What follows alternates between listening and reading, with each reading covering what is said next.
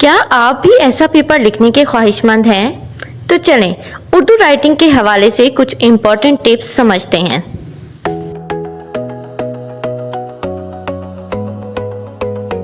आज हम उर्दू राइटिंग के हवाले से सबसे पहले ये सीखेंगे कि उर्दू में हर्फ को बहुत अहमियत हासिल है। उस हर्फ को लिखने में दो चीज़ें दरकार हैं। पहली आपकी चीज़ है सिरे, जो कि 50% अहम किरदार अदा करते हैं आपकी उर्दू राइटिंग को इम्प्रूव करने में, और दूसरी चीज़ है दुम। ये भी 50% अहम किरदार अदा करती है उर्दू राइटिंग को लिखने के हवाले से। इन सब को हटकर अगर हम इन सब को एक जगह रख दें और ओवरऑल देखें तो उर्दू में आपकी 50% अहम किरदार अलिफ करता है, और यही अलिफ अगर आपका सीधा हो जाए, दुरुस्त हो जाए, तो आपकी 50% राइटिंग इम्प्रूव हो जाएगी। अलिफ अगर टेढ़ा लिखा जाएगा तो इसका ये इम्पैक्ट पड़ेगा कि हमारा कोई लफ्ज़ भी सीधा नहीं होगा। मिसाल के तौर पे अगर काफ अलिफ काफ का सिरा हम टेढ़ा बनाएंगे तो फिर देखने वाले को बहुत बुरा इम्पैक्ट पड़ेगा। इसी तरह आप देखें कि हमारे बच्चे एक सिरा अलिफ का फल एक साइड पे ले जाते हैं और दूसरा दूसरे साइड पर, तो आप देखें जो शुरू में का लिखा गया था वो कितना प्यारा लग रहा है। उर्दू राइटिंग में आप इसी अलिफ से बहुत सारी चीज़ें बना सकते हैं। मसलन रहा, आपका जब भी एंड वाला वर्ड होगा वो अलिफ से शुरू होगा, और यही अलिफ 50% बहुत अहमियत लगता है। मतलब आपका अलिफ सीधा होगा तो आपके 50% राइटिंग सही हो जाएगी। अब हम आ जाते हैं दुम पर। दुम किसे कहते हैं, ज़रा आप गौर से देखें। यहाँ पर मैं आपको नून लिखकर दिखा रही हूँ। नून, ये मैंने जो नून लिखा है बगैर नुक्ते के, ये मैं क्लॉकवाइज नून लिख रही हूँ। अब हम एंटी क्लॉकवाइज पे आ जाएं। लिख मैं नून ही रही हूँ, लेकिन मैं एंटी क्लॉकवाइज नून लिख रही हूँ। अब आप जहन में रखें कि नून क्लॉकवाइज और एंटी क्लॉकवाइज में क्या फ़र्क है। अब यही से आप अंदाज़ा लगा लें कि जो नून है, एक तो इससे नून बन रहा है, दूसरा इससे ही लाम बन रहा है, और इससे ही आपका स्वाद बन रहा है, और यही से ही आपका सीन बन रहा है, यही से ही आपका शीन बन रहा है। और आप एंटी क्लॉकवाइज नून के आप दायरे देखें, यही से ही आपका आइन बन रहा है, और यही से ही आपका जीम बन रहा है, यही से ही हमारा चे बन रहा है। मतलब ये तमाम चीज़ें अब आप यही से अंदाज़ा लगा लें। एंटी क्लॉकवाइज अगर हम नून डालेंगे तो यही से ही हमारा गाइन बनेगा। अब हम अपने 50% राइटिंग सिरे पर आ जाते हैं। सिरे क्या होते हैं? सिरे होते हैं, जैसे आप यहाँ पे शीन को देख रहे हैं कि यहाँ पर 1, 2 और 3 सिरे बने हुए हैं। ये आपके सिरे आपकी राइटिंग में बहुत अहम किरदार अदा करते हैं। मिसाल के तौर पे अगर हम सिरे लिखते हैं और हम इस तरह करके सिरे लिख रहे हैं, तो इस सिरे में और इस सिरे में आपको कितना ज़मीन आसमान का फ़र्क राइटिंग में लग रहा है। आप ये बात जहन में रखें कि शीन और सीन के सिर्फ 3 सिरे होते हैं, यानी ऊपर से 1, 2, 3 और नीचे से आप 1 और 2 काउंट करेंगे। इससे ज़्यादा शीन और सीन के सिरे हम नहीं बनाएंगे, लेकिन हमारे बच्चे उसको ऐसे करके लिख देते हैं। इसी तरह हमारे बच्चे कुछ भी लिख देते हैं। और आप ये देखें, उर्दू लुगत के हवाले से, उर्दू राइटिंग के हवाले से हमने कुछ चीता नुकात सीखे हैं।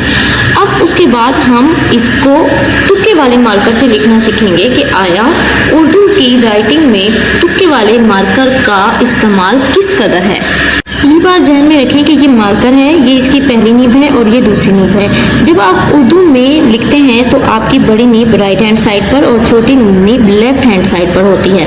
अब आप ये मार्कर देखें, इसकी बड़ी नीब और छोटी नीब आपको नज़र आ रही होगी, ये देखें।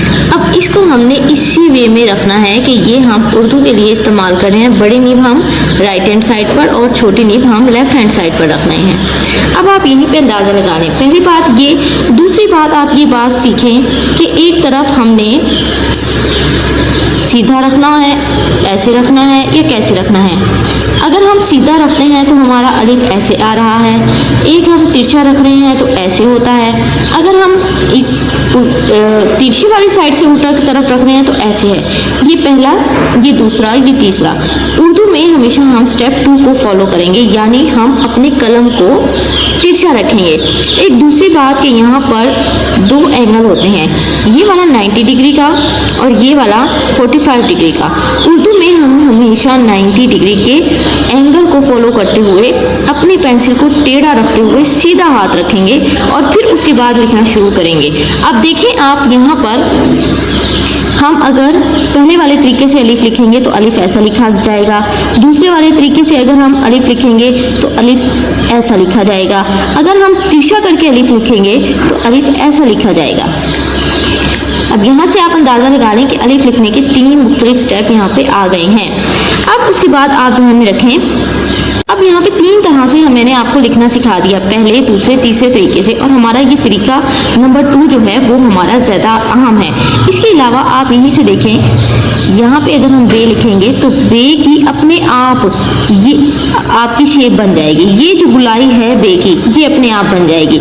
इसी तरह हम देखें पे की गुलाई अपने आप बन जाएगी डॉट्स की, और इसी तरह अगर हम देखें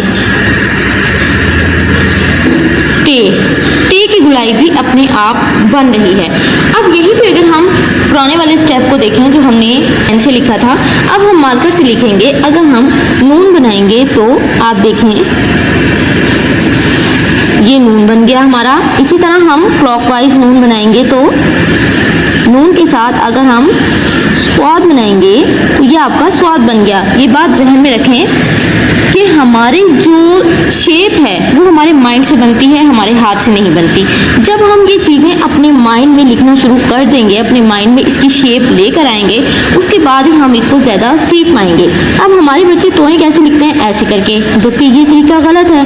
आपको तोएं लिखने के लिए पहले रे बनाना पड़ेगा और फिर उसके बाद आप तोएं लिखेंगे। अब आप देखें ये तोएं आपका कितना परफेक्ट नज़र आ रहा है। इसी तरह जब हम एंटी क्लॉकवाइज अपना नून लिखेंगे, जो मैं आपको पहले बता चुकी हूँ, तो आप इससे इसी एंटी क्लॉकवाइज नून से जीम, इसी एंटी क्लॉकवाइज जीम से चे आप इजीली लिख सकते हैं। बस आपने एक मेथड फॉलो करना है कि हमने इस मेथड के तहत अपने आप को चलाना है। अब आप दूसरी बात देखें कि यहाँ पर जो मैंने आपको क्लॉकवाइज नून कहा था, इसमें आप देखें कि इस नून में अगर हम थोड़ा ऊपर ले जाएंगे तो ये हमारा लाम बन जाएगा। यहीं से ही अगर हम मीम को पकड़ेंगे तो हमारा मीम बन जाएगा। यही हमारी दुम का हमारा दूसरा चैप्टर है।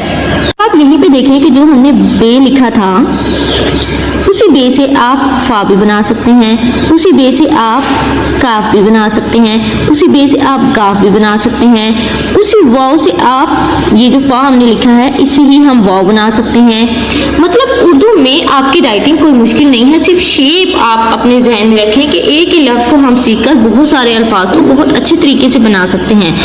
हाँ, ये बात और जहन में रखें कि हमने जो सिरे पढ़े थे सीन और शीन के, ये जो हमने सिरे करने हैं वो इस मार्कर की नीब के बड़े वाले हिस्से से बारीक सिरे बनाने हैं तो आएंगे। अब देखिए आपने सीन लिखना है तो हम सीन इस अंदाज से लिखेंगे। ये देखें, इस सीन लिखने में और इस सीन लिखने में ज़मीन आसमान का फ़र्क है।